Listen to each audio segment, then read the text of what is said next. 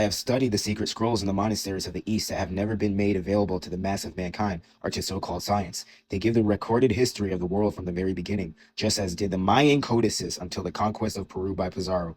After that, all the available thousands upon thousands of codices, the Mayans' ancient records, were gathered together in one great pile and burned by the Catholic bishop from Rome. These are the Latinos right here. The same time a Latino tells you you're African, you're not from America, you have no evidence, go take a DNA test. He's telling you to go ask the same people that whitewashed Jesus. Go ask the same people that burned down the Mayan codices. Go ask the same mother church of the same people that burned down the Library of Alexandria. These people that destroy knowledge every chance they get, burn knowledge every chance they get. The Latinos, the $5 Indians, the Africans, the Asians, they all point to you, black man, and go tell them to go ask them that they have all the evidence and that we need to trust them.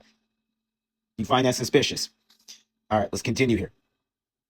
Thousands upon thousands of Mayan codices, the Mayans' ancient records, were gathered together in one big pile and burned by the Catholic bishop burned by a Catholic bishop from Rome. It just wasn't one Catholic bishop; it was several Catholic bishops.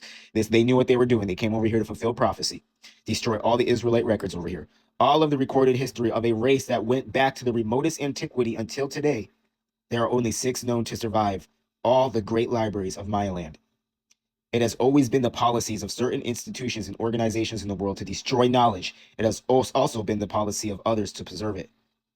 All these people work together. It's called the Psalms 83 confederation. They work together to hide history. They work together under Lucifer. They delete people's history. They chase around the children of Shem. They chase around the children of Israel. They've been trying to steal the children of Israelites' identity. They've been trying to take Shem's identity as the high priest of this entire world. They've been trying to take Adam's world over. Adam was handed this creation. He was given the keys to this creation, and he was told to control this creation. Lucifer said, I'm going to take that away from you, and I'm going to hand it to everybody else. And since then, we've been watching as every nation of people has been working against Adam, including women themselves, have been working against Adam to make sure he never gets his high spot back.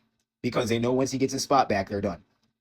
There's a photo, old depiction of the priests burning all the books, all the records, all their statues.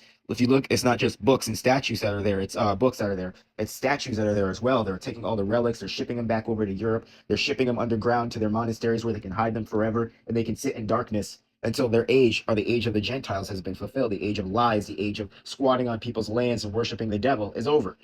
Again, right here, the Mayan Codex says all they could lay their hands on were destroyed by the fanatical priest. Notice how the Africans, the Christians, the white pale people, like all the $5 Indians, they all work together and they all don't regard this. They all work together and they all just say the same thing. They all just believe the same thing. They don't question anything. And Black Americans seem to be the only ones that seem to question anything that's going on or going on with their history.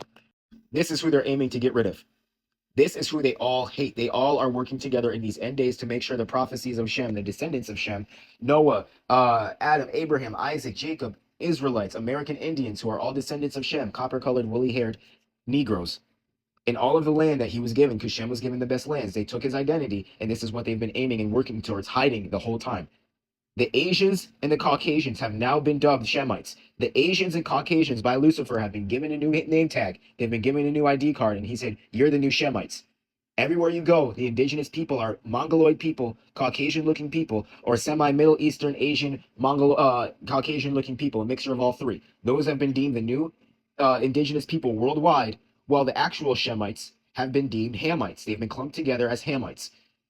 Right now, Shemites are being called Hamites, and Hamites are calling themselves Shemites. You see how they're all working together. The Asian, the African, the Latino, the $5 pretendian, the Caucasian, they all have something in the mix. They all have something to hide, and they all want to keep on using the identity of Shems, calling themselves Shemites, and claiming Shem's land, so they never have to go back to their homelands. It's not going to work anymore. They all want to take, including especially Lucifer, they all want to take him out of his high priest position of this world. He's the only one that was given a covenant with the Most High. Lucifer doesn't have a covenant with the Most High. That was shut off. These other nations don't have a covenant with the Most High. They're jealous of that, and they hate that. Shem and his lineage, Israel, were the only ones given a covenant to become the high priest of the whole world and become the one group of people, holy, sanctified people, set apart people that he's been working with since the beginning of time. The ambassadors of the Most High, and every nation on earth under Lucifer has a job to do to help get rid of them and get rid of that. All of them. Look at it says at the bottom. They've worked to twist the teachings of Shem. Every time Shem comes with a teaching, or a brother, somebody from the priesthood of Melchizedek comes with a teaching, Lucifer sends one of his cronies to come with a false teaching and to be in the mix and to try to stomp it out. Like I read to you, they tried to stomp out all of Shem's records that went all the way back from the beginning. All these certain nations, the $5 pretendian, the African, the Caucasian, the Asian, the Latinos, the East Indian, all these nations work together to stomp out that true history so they can write themselves into history as someone they're not. All right, shalom, you guys. All praises to the Most High. I think this is a beautiful slam dunk that the Most High has given us because he's openly showing us, he's proving to the world that multiple nations of people can come together, create a lie, can create a farce, can create a false flag attack, a false flag event, and push the whole world and get the whole world to believe it. Now, I saw somebody in the comment section, a white person in the comment section. It was terrifying how fast everybody just assimilated and was on board with it and was telling you to get it. The Most High says in these end days, hold on, let me get the verse. All right, it was Matthew 24 and 22. It tells us the Most High says he's going to have to cut the time short. He's going to have to cut this program a little short or there won't be any flesh left. What does that mean? If the Most High had to cut the time short because there would be no flesh left to say or work with, how many people are really, truly humans, are really eligible for the YHWH salvation program in these last days? How many people that we're looking at are actually humans? And that's not what I want to talk about. I want to use this as a reference to, clearly, they have the ability to trick everybody. Clearly, they have the numbers. Clearly, they have the bots. Clearly, they have the reptilians. Clearly, they have the humanoid figures that look like us to deceive us into believing something and to convincing us that something is true and something is real when it's not. Now, if all you white people can question this, how come you can't question what they say about our history?